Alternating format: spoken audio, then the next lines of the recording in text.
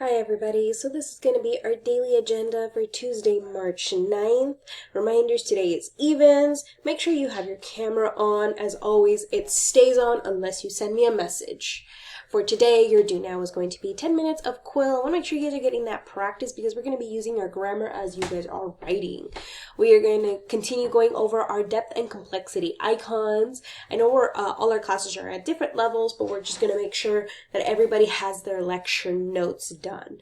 Your homework tonight is just to read for 30 minutes. And remember, if you have any missing work that needs to be turned in, especially from the outsiders, Mrs. Arroyo and I will be closing these assignments at the end of this week. So make sure you're getting those chapter response, the daily free writes that we took time to write. Make sure you have all of that completed. Once again, I'm just going to go over...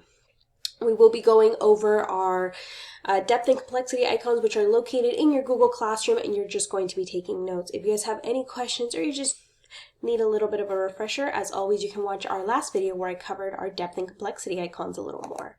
Additionally, this is going to be our exit taker for the day. Why should we use depth and complexity icons when looking at a topic?